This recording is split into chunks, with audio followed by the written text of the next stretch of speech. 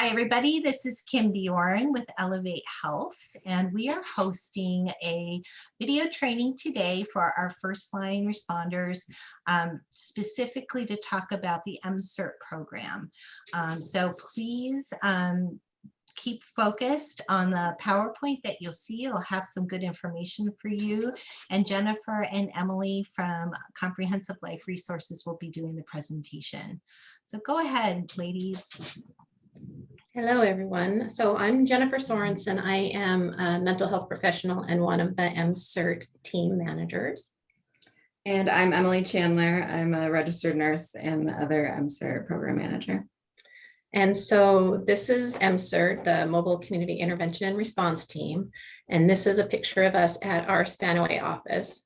MCIRT is a program within Comprehensive Life Resources, which is a much larger community mental health care agency with its main office being in downtown Tacoma.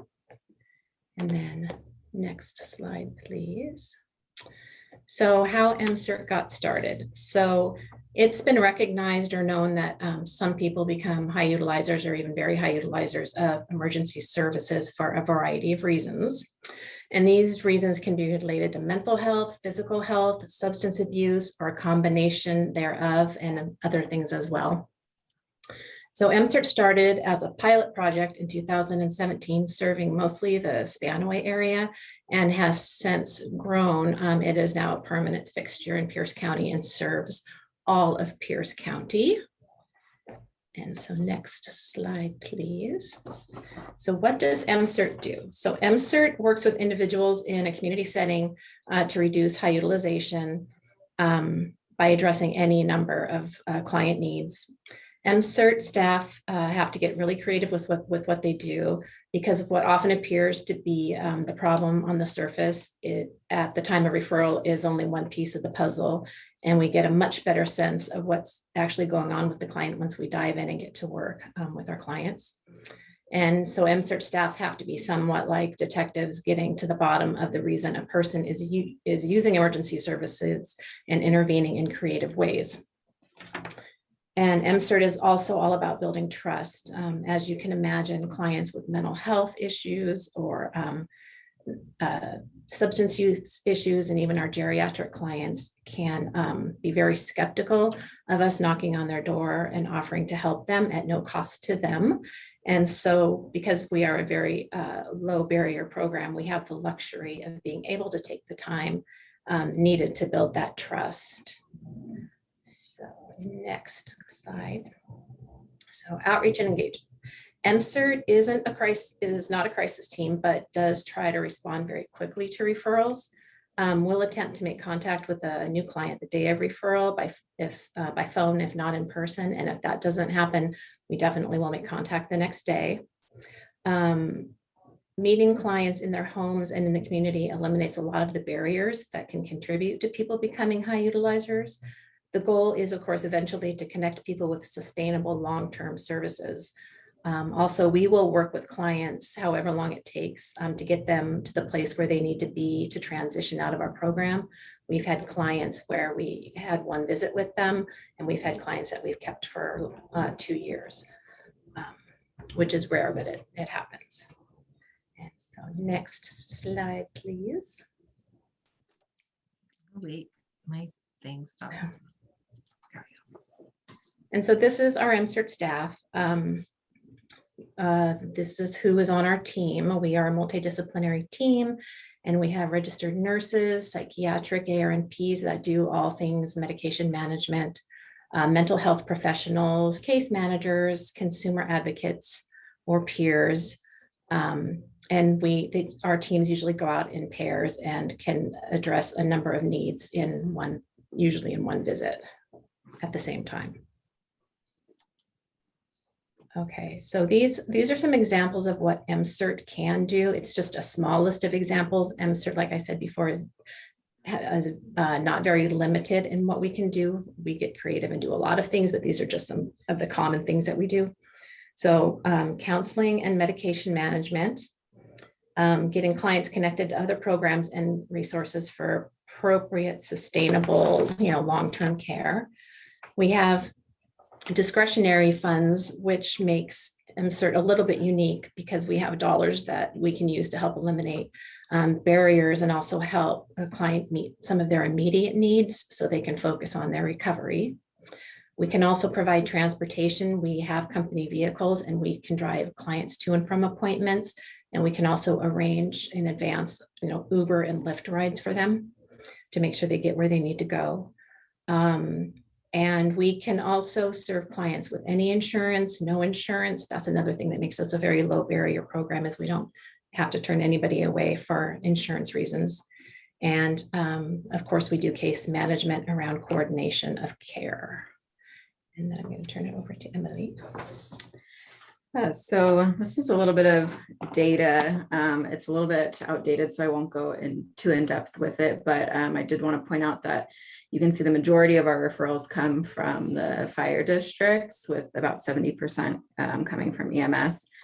And we are able to successfully engage about 85% of all of our referrals, because as Jen mentioned, it is a voluntary program, so clients do have to consent to working with us. But we intend to be really low barrier, and we build those relationships before diving into some of the harder work with clients. And we typically now are averaging about 400 clients enrolled in MCIRT services per year. Next. So we, as Jen mentioned, we cover all of Pierce County, but our newest expansion was to include Gig Harbor and Key Peninsula. Now we're everywhere. Next. And so I have a couple examples of some situations that you may run into that would make good referrals to MCIRT. So we have an example here of John, who's an elderly man, and he lives alone and doesn't have any supports. He calls 911 multiple times in the past few weeks, mostly for falls. And he's even had to be transported to the hospital from injury from falls. So EMS lets John know that they're going to make a referral to MCIRT so he can get some extra services and some extra support. And EMS would then call to make an MCIRT referral.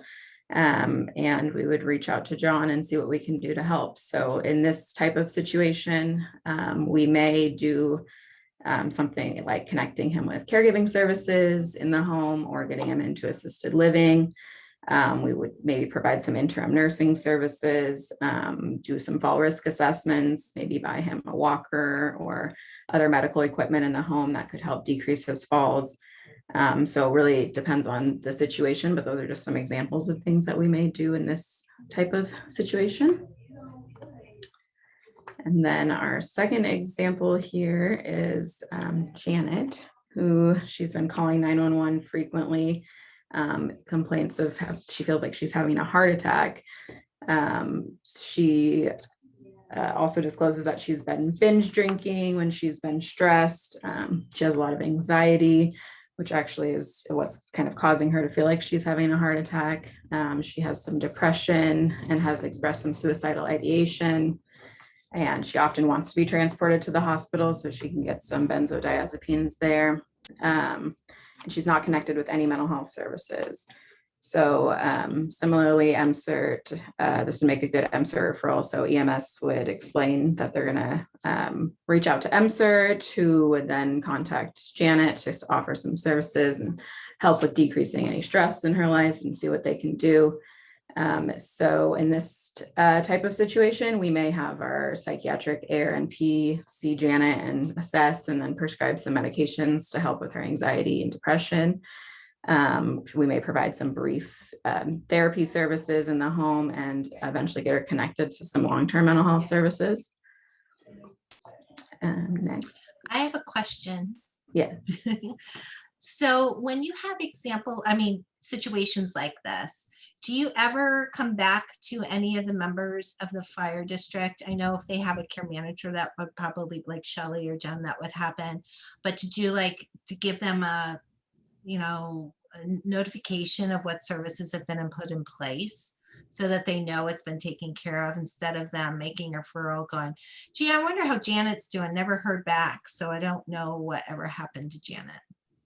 Yeah, so our method of communication varies from each fire district. So depending on how much involvement they want or don't want.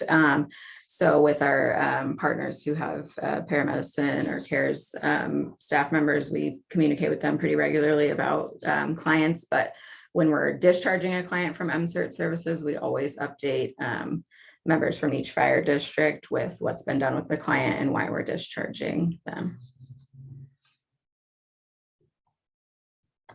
So I'm sure that these situations sound pretty familiar to some of you, and maybe things that you experience daily with patients. So these were just some good examples of MCIRT referrals, but we do want to point out that no referral is a bad referral. So you can always refer a client to MCIRT, and we will let you know if it is a situation that we can help with or not. But most of the time we will probably be able to help in one way or another. So now you may be wondering how to make an MCIRT referral. So each fire district kind of has their own protocol for making referrals to MCIRT. Some of them have all referrals go through their paramedicine or cares staff member, where other crew or others have their crew members call MCIRT directly to make referrals. So please refer to your district specific policy around that.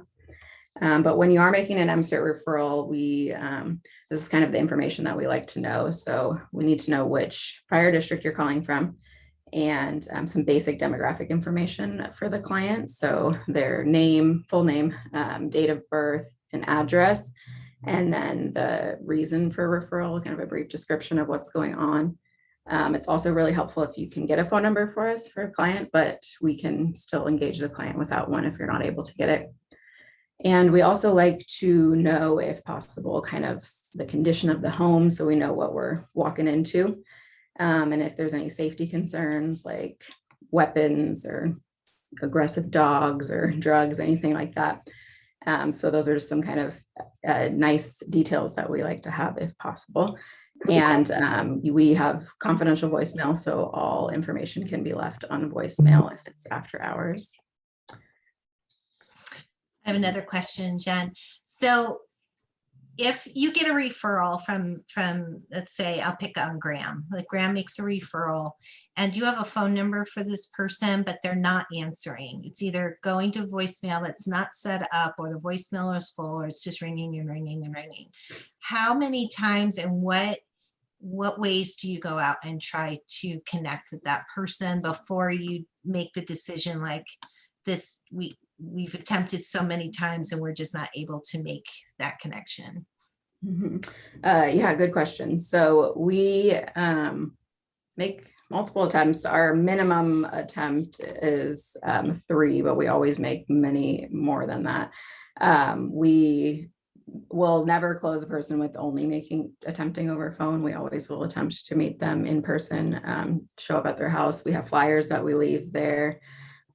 We will call often. Sometimes we'll even go out with somebody from the fire department if we're having trouble engaging, and sometimes having that person in uniform can help us have a little foot in the door and get in, or we will connect with the crew members to maybe call us when they're out at the client's house the next time, and we'll try to respond if it's during our business hours. So we're there kind of in the moment when they're having a perceived crisis that they had to call 911 for, then they're able to kind of make that connection of who we are better. So if we're having trouble engaging, those are some of our tactics that we'll use.